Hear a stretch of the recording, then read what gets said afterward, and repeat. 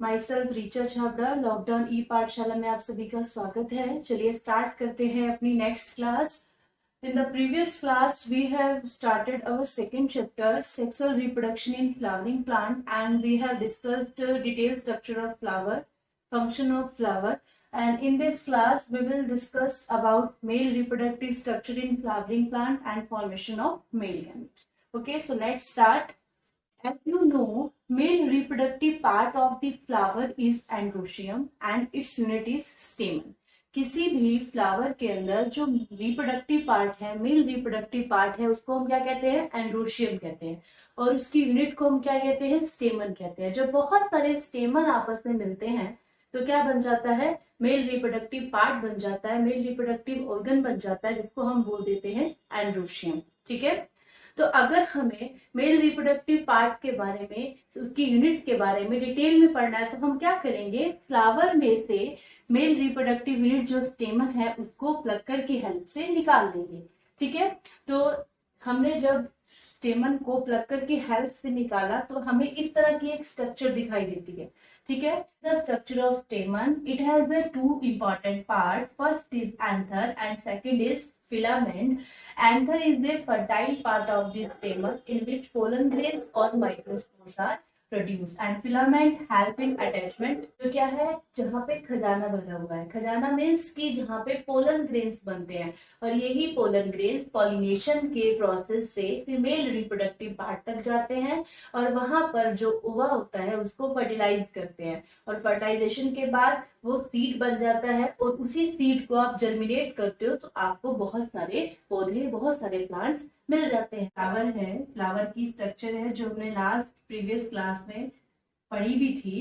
तो जैसे ये फ्लावर, ये थैलेमस पार्ट है, ये इसकी पेटल्स हैं, यहीं पे क्या होगा? फीमेल रिप्रोडक्टिव पार्ट होगा और यहीं से क्या है? हमारे स्टेमन ऑरिजिनेट हुए हैं। ठीक है, तो फिलामेंट ये क्या है? ये फिलामेंट की हेल्प से इसके साथ अटैच है। तो ये स्टेमन के टू एंड होते हैं। फर्स्ट एंड है इसका प्रोक्सिमल, प्रोक्सिमल मतलब पास वाला, and second is distal end, distal means दूर वाला एंड। तो प्रोक्सिमल एंड क्या है? मतलब पास वाला हिस्सा है इसका, जो क्या है? थैलेमस के साथ अटैच है, जुड़ा हुआ है, जो थैलेमस के पास है। और डिस्टल एंड कौन सा होगा? जो दूर वाला पार्ट है। तो एंथर वाला पार्ट जो होगा उसका वो कौन सा है? डिस्टल एंड पे है। और जो ये फिलामेंट जहां पे ये थैलेमस के साथ अटैच रहता है, ये इसका कौन सा एंड है? प्रोक्सिमल एंड है। ठीक है, एंथर के अंदर क्या होते हैं? टू लोब प्रेजेंट होते हैं। फर्स्ट लोब इज रेड जो आपको दिख रहा है, दूसरा ग्रीन कलर में दिख रहा है। तो ये टू लोब प्रेजेंट है। तो मोस्टली एंथर में क्या होते हैं? टू लोब प्रेजेंट होते हैं। ठीक है, तो anther has a two lobed, anther is bilobed structure जिसमें दो लोब पाए जाते हैं। ठीक है, जहां पे भी एंथर में टू लोब प्रेजेंट होंगे उस एंथर के लिए जो हम टू टर्म यूज करेंगे वो क्या करेंगे? डाइथिशियस एंथर, डाइथिशियस एंथर। लेकिन कुछ प्लांट्स में, जैसे मालवेसी फैमिली के कुछ प्लांट्स में क्या होता है कि एंथर में सिर्फ एक ही लोब प्रेजेंट होता है। जहां भी एंथर में एक ही लोब प्रेजेंट रहेगा उसके लिए हम क्या वर्ड यूज करेंगे? मोनोथिशियस एंथर। मोनो मतलब सिंगल, तो जहां पे सिर्फ एक ही लोब प्रेजेंट है ऐसे एंथर को मोनोथिशियस एंथर, और जहां एंथर में टू लोब प्रेजेंट होते हैं उस एंथर के लिए हम टर्म यूज करते हैं डाइथिशियस एंथर। ठीक है, now if you want to study, if you want to understand detailed structure of anther, we have to cut this anther in transverse section. हमें क्या करना पड़ेगा? इस एंथर को इस तरह, जैसे ये एंथर है, इसको इस तरह से ट्रांसवर्स सेक्शन में कट करना पड़ेगा। और जब हम इसको ट्रांसवर्स सेक्शन में इस तरह से कट कर देते हैं तो हमें किस तरह की स्ट्रक्चर दिखाई देती है? इस तरह की स्ट्रक्चर दिखाई देती है। ठीक है, तो ये it is the transverse section of anther. जो क्या दिखाई दे रहा है? जिसमें सबसे पहले हमें दिखाई दे रहे हैं दो lobe, first lobe and it is second lobe. ठीक है, तो इस एंथर में भी कितने लोब प्रेजेंट है? दो लोब प्रेजेंट है। ग्रीन और रेड आपको दिख रहा है, यहाँ पे भी आपको टू लोब दिख रहे हैं, first lobe and second lobe. And these two lobes are connected with the help of connective tissue which is stripe. दो लोब कनेक्टिव टिश्यू के द्वारा आपस में जुड़े रहते हैं। ठीक है, तो ये डाइथिशियस एंथर हो गया जिसमें दो लोब दिखाई दे रहे हैं। और अब आपको क्या दिख रहा होगा? यहाँ पे ये जो फोर 1 2 3 4 बड़े बड़े सर्कल टाइप स्ट्रक्चर दिखाई दे रही है, ये मोस्ट इंपॉर्टेंट स्ट्रक्चर है। यही तो खजाना भरा हुआ है, यही तो पोलन ग्रेन्स बनेंगे, यही तो माइक्रोस्पोर बनेगा। तो ये जो आपको दिखाई दे रही है जो इंपॉर्टेंट स्ट्रक्चर है, जहां पे हमें क्या मिलेंगे, पोलन ग्रेन्स मिलेंगे, माइक्रोस्पोर बनेंगे, इसको क्या कहते हैं, माइक्रोस्पोरेंजियम। क्या कहते हैं, माइक्रोस्पोरेंजियम। तो क्या दिख रहा है आपको कि एक लोब में, अगर हम इसको यहाँ देखें, एक लोब में कितने माइक्रोस्पोरेंजियम है, 2। तो 1 2 3 4 टोटल एंथर में कितने माइक्रोस्पोरेंजियम हो गए, 4। तो इसके लिए हम क्या बोल देंगे, टेट्रास्पोरेंजिएट। टेट्रास्पोरेंजिएट, ठीक है। तो डाइथीशियस एंथर है, टेट्रास्पोरेंजिएट है। टेट्रा मीन्स 4, स्पोरेंजिएट मतलब माइक्रोस्पोरेंजियम, जिसमें 4 माइक्रोस्पोरेंजियम प्रेजेंट है। और इसी माइक्रोस्पोरेंजियम के अंदर माइक्रोस्पोर बनते हैं, पोलन ग्रेन्स बनते हैं, ठीक है। उसके बाद हम देखेंगे हमें क्या और क्या दिखाई दे रहा है, wall of anther and transverse section of anther shows following layers. Following layers की जो एंथर को चारों तरफ से क्या कर रही है, कवर कर रही है, ठीक है। तो हम इसको 1 बाय 1 डिटेल में पढ़ेंगे कि एंथर के अंदर जो है 4 लेयर्स प्रेजेंट होती हैं। और when we are going from outside to inner side, following layers are present. First is epidermis layer, कि अगर हम बाहर से अंदर की तरफ चलते हैं तो हमें बाहर, सबसे बाहर एक लेयर दिखाई देती है जिसको बोलते हैं एपिडर्मिस लेयर, जैसे आपकी स्किन है, ठीक है। तो यहाँ पे भी जो बाहर की लेयर है इसको क्या बोलते हैं, एपिडर्मिस बोलते हैं। ऐसे ही इसमें प्लांट्स के केस में होगा। तो outer most layer of the anther is epidermis. एक सिंगल लेयर प्रेजेंट है, सब जगह होगी लेकिन दिखाया सिर्फ यहीं पे गया है कि एक सिंगल लेयर प्रेजेंट है, ठीक है, जो आउटर मोस्ट लेयर है बाहर की तरफ प्रेजेंट है, जिसको क्या कहते हैं, एपिडर्मिस कहते हैं।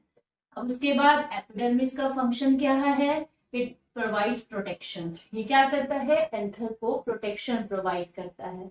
And it has great stretches and flatten at the maturity, कि ये क्या होता है कि जब एंथर मैच्योर हो जाता है तो ये एपिडर्मिस में स्ट्रेचेस आ जाते हैं, ठीक है, ब्रेक, जिससे कि एंथर के ब्रेकडाउन में ये हेल्प कर सकती है, जिससे पोलन ग्रेन्स बाहर निकल सकते हैं, ठीक है। And inner to epidermis is endothecium present. जब एपिडर्मिस से अंदर की तरफ चलेंगे तो कौन सी लेयर आएगी, second, endothecium layer. Endothecium, endothecium layer जो है वो कैसी होती है, थिकेंड होती है, फाइब्रस थिकनिंग होती है, इसके अंदर मोटी होती है, ठीक है। ये इलोंगेटेड होती है, इसकी सेल्स लंबी लंबी होंगी, थिकेंड होगी। लेकिन जहां ये क्या काम करती हैं, ये डेहिसेंस में हेल्प करती हैं। डेहिसेंस ऑफ एंथर की मतलब एंथर के ब्रेकडाउन में, एंथर को ब्रेक डाउन करने में हेल्प करती है। जब एंथर मैच्योर हो जाता है तो ये एंडोथीशियम लेयर क्या करती है, स्ट्रेचनिंग, मतलब इसको तोड़ देती है। जब इसको तोड़ेगी तभी तो अंदर से पोलन ग्रेन बाहर आ पाएगा। तो इसका फंक्शन क्या है, डेहिसेंस ऑफ एंथर में हेल्प करती है, ब्रेकडाउनिंग में हेल्प करती है। और कहां से, जहां से भी एंथर का ब्रेकडाउन होता है वहां पे एंडोथीशियम, और मोटी ना होगी क्या होगी, पतली होगी। और उस हिस्से को हम क्या बोलते हैं, उसको बोलते हैं स्टोमियम, ठीक है। एंथर डी का डेहिसेंस होगा, एंथर की लेयर ब्रेकडाउन होगी और वहां से पोलन ग्रेन क्या हो जाएंगे, बाहर की तरफ निकल जाएंगे, ठीक है। उसके बाद एंडोथीशियम से अंदर की तरफ चलते हैं, आपको ब्लू कलर में दिखाई दे रही है, ये क्या है, मिडिल लेयर है। ये 1 से 4 तक हो सकती है, 1 लेयर, 2 लेयर, 3 लेयर, 4 लेयर तक हो सकती है। कहीं कहीं पे मिडिल लेयर एब्सेंट भी होती है, जैसे नाजाडेसी फैमिली है, लेमिनेसी फैमिली है, जहाँ पे मिडिल लेयर हमारी एब्सेंट होती है। और जैसे जैसे एंथर मैच्योर होता है ये डिसइंटीग्रेट होती चल जाती है। मिडिल लेयर से जब अंदर की तरफ चलते हैं तो most important layer is tapetum layer. और ये टैपिटम लेयर एक तो पोलन ग्रेन्स को नरिशमेंट देती है, नरिश करती है, और सेकंड बहुत सारे एंजाइम्स और हार्मोन सीक्रेट करती है जो हमारे पोलन ग्रेन की स्ट्रक्चर में भी हेल्प करते हैं, उसको प्रोटेक्शन में भी हेल्प करते हैं, जिसके बारे में हम आगे पढ़ेंगे, ठीक है। तो ये बहुत सारे एंजाइम, जैसे कैलेज एंजाइम सीक्रेट करेगी, ठीक है, यूबिश बॉडी सीक्रेट करेगी, ठीक है, पोलन किट सीक्रेट करेगी, जो क्या करेंगी, आगे पोलन ग्रेन की हेल्प करेंगी, जिसको हम जब पोलन ग्रेन्स पढ़ेंगे उसके बारे में। ठीक है, के अंदर 4 माइक्रोस्पोरेंजियम प्रेजेंट है। ठीक है, हमने क्या किया, एक माइक्रोस्पोरेंजियम को अलग निकाला। अब माइक्रोस्पोरेंजियम के अंदर क्या बनते हैं, माइक्रोस्पोर बनते हैं, मतलब पोलन ग्रेन्स बनते हैं। पहले माइक्रोस्पोर पोलन ग्रेन्स बन रहे हैं, इसका मतलब स्पेशल कुछ तो प्रेजेंट होगा, तभी तो इसी के अंदर पोलन ग्रेन्स बन रहा है, इसी के अंदर माइक्रोस्पोर बन रहा है। यहाँ क्यों नहीं बन रहा, यहाँ क्यों नहीं बन रहा, इसी के अंदर क्यों बन रहा है, इसी के अंदर इसलिए बनता है क्योंकि माइक्रोस्पोरेंजियम के अंदर एक स्पेशल टाइप का टिश्यू प्रेजेंट होता है, और उस टिश्यू को हम क्या बोलते हैं, स्पोरोजिनस टिश्यू। जियम के अंदर स्पोरोजिनस टिश्यू प्रेजेंट होता है, या फिर इसको हम आर्कीस्पोरियल टिश्यू भी बोल सकते हैं, जो माइक्रोस्पोर को बनाता है। क्या पढ़ेंगे, अब हम ये देखेंगे किस तरह से स्पोरोजिनस टिश्यू माइक्रोस्पोर को बनाती है। ठीक है, तो ये जो स्पोरोजिनस टिश्यू है, जिसके अंदर स्पेशल कैपेसिटी है कि ये माइक्रोस्पोर बना सकता है, तो ये स्पोरोजिनस टिश्यू है मदर सेल्स बनाता है। मदर से ही तो बनेगी बेबी, तो माइक्रोस्पोर मदर सेल्स बनाएगा। ठीक है, जिसको MMC कहते हैं। ठीक है, या फिर इसको हम PMC भी कह देते हैं, पोलन मदर सेल। ये क्वेश्चन आपका 11th क्लास में पूछा भी गया था, PMC की फुल फॉर्म क्या होती है। ठीक है, तो स्पोरोजिनस टिश्यू माइक्रोस्पोरेंजियम है, माइक्रोस्पोरेंजियम में स्पोरोजिनस टिश्यू है, स्पोरोजिनस टिश्यू के अंदर स्पेशल एबिलिटी है कि ये माइक्रोस्पोर डेवलप करा सकती है। तो माइक्रोस्पोर डेवलप कराने के लिए इसको मदर सेल बनानी पड़ेगी, तो ये या तो माइक्रोस्पोर मदर सेल कह सकते हो या इसको पोलन मदर सेल कह सकते हो, दोनों एक ही चीज है। जब ये इमेच्योर है तो माइक्रोस्पोर, और जब ये मैच्योर हो जाएगा एंथर, तो माइक्रोस्पोरेंजियम किसमें बदल जाएगा, पोलन सैक में बदल जाएगा, और ये माइक्रोस्पोर किसमें बदल जाएंगे, पोलन ग्रेन्स में बदल जाएंगे। तो दोनों का मीनिंग सेम ही है। मदर कैसी है, डिप्लॉयड है, जहां पे क्या है, ये 2n कंडीशन है। ठीक है, अब ये क्या करेगी, मियोसिस करेगी। अब जब मियोसिस करेगी तो क्या होगा, कितनी सेल्स बनाएगी, 4 सेल्स बनाएगी। जब ये 4 सेल्स बनाएंगी तो क्या हो जाएगा, इसके अंदर नंबर ऑफ क्रोमोसोम हाफ रह जाएगा। अब पोलन ग्रेन्स के अंदर भी हाफ, ओवा के अंदर भी हाफ, जब हाफ और हाफ मिलेंगे तो क्या हो जाएगा, फुल हो जाएगा। एन और एन मिलेंगे तो कितने बन जाएगा, 2n बन जाएगा। तो इसीलिए माइक्रोस्पोर मदर सेल्स में कौन सा डिवीजन होगा, मियोसिस का डिवीजन होगा। माइक्रोस्पोर मदर सेल जब मियोसिस की हेल्प से, रिडक्शनल डिवीजन की हेल्प से 4 माइक्रोस्पोर प्रोड्यूस करती है, तो इस प्रोसेस को हम क्या बोलते हैं, माइक्रोस्पोरोजेनेसिस। माइक्रोस्पोरोजेनेसिस, जेनेसिस मतलब बनना, माइक्रोस्पोर मतलब माइक्रोस्पोर का बनना। माइक्रोस्पोर मदर सेल्स मियोसिस करेगी, मियोसिस के अंदर एक मियोसिस फर्स्ट होता है, फिर मियोसिस सेकंड होता है। पहले मियोसिस फर्स्ट होगा, एक सेल है उसके अंदर क्या बन जाएगी, 2 सेल्स बन जाएंगी, फिर ये 2 सेल्स आगे डिवाइड होंगी, तो इस तरह से क्या हो जाएगा, 4 माइक्रोस्पोर्स प्रोड्यूस हो जाएंगे। ठीक है, तो ये माइक्रोस्पोर जो है 4 हैं, लेकिन ये आपस में अटैच हैं, तो इसके लिए हम क्या यूज करेंगे, टेट्राड है तो 4 माइक्रोस्पोर, लेकिन आपस में क्या है, ये जुड़े हुए हैं। ठीक है, कैलोज एंजाइम से क्या होते हैं, ये उसकी हेल्प से ये टेट्राड आपस में अटैच रहते हैं।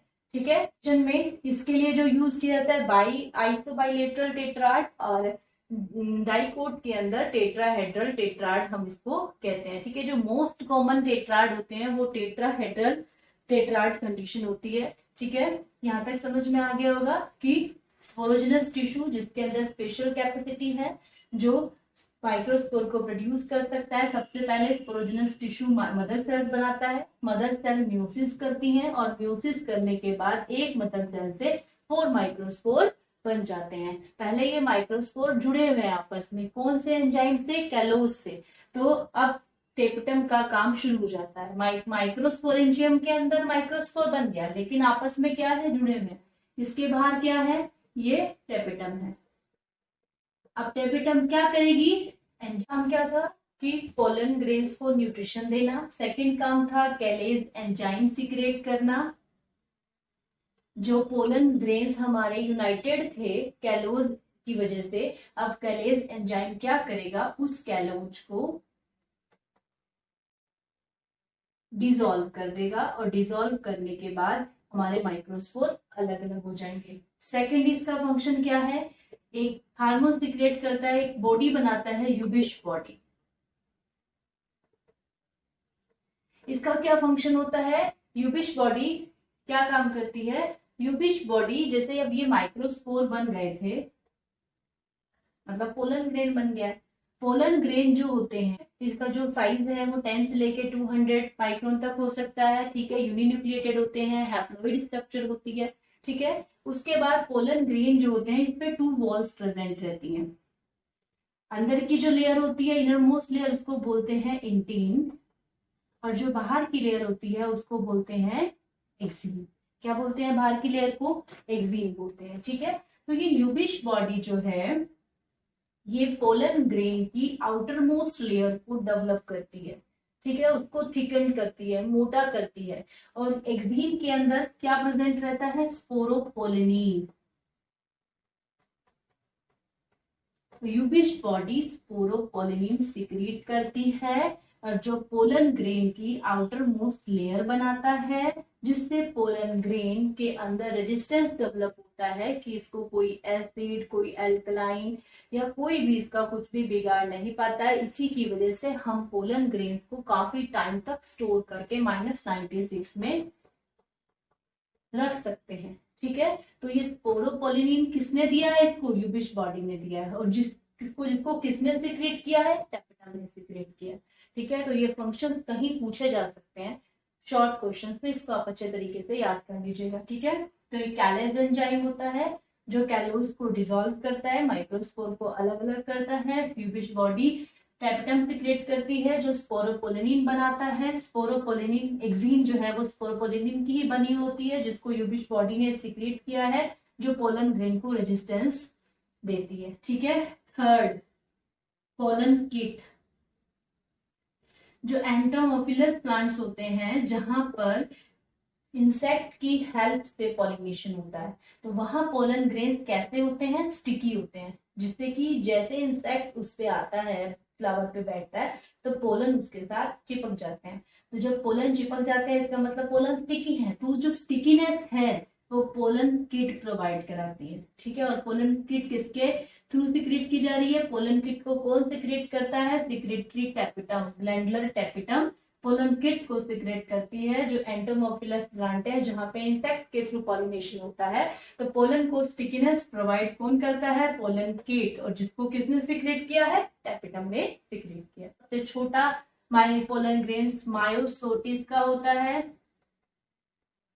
और सबसे बड़ा जो पोलन ग्रेन होता है कुकुरबिटेसी का, नेक्टेजेनेसी फैमिली का पाया होता है, ठीक है। तो इसके बाद हम स्टडी करेंगे फॉर्मेशन ऑफ मेल गैमेट, ठीक है।